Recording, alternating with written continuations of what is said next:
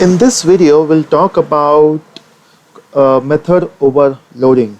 So method overloading is a part of polymorphism in which you can have one method or multiple methods with the same name but with different parameters. So what I mean by that is, let's say I have a method called as public void show, and this show has a blank parameter. So we're not going for any parameters here.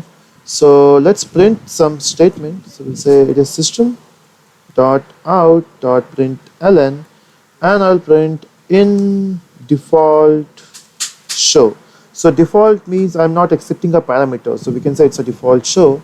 Now in order to call that, we'll say a obj equal to new abc, and then it's obj dot show, right? It's simple, so we can run this to verify. So we'll say run, and the answer is in default show.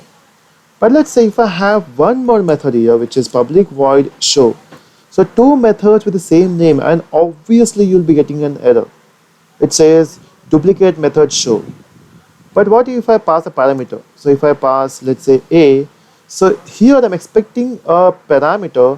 In this we are going for default parameter. So you can see we don't have any error now.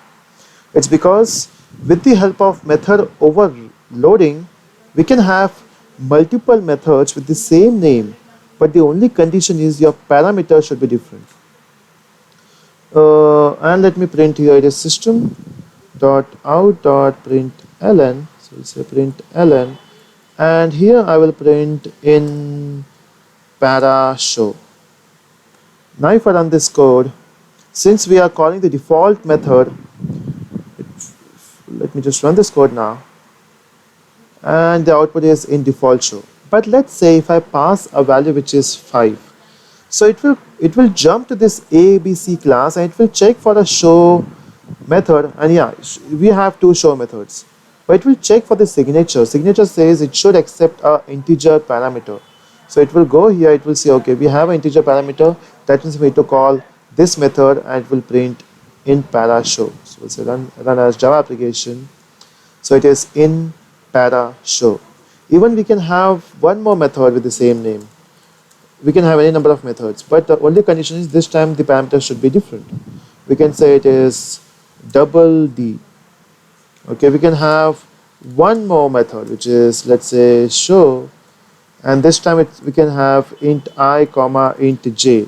So it doesn't matter how many parameters you have. What matters, we can have multiple methods with same number of parameters but different parameters, and we can have different number of parameters. Okay, so this is method overloading.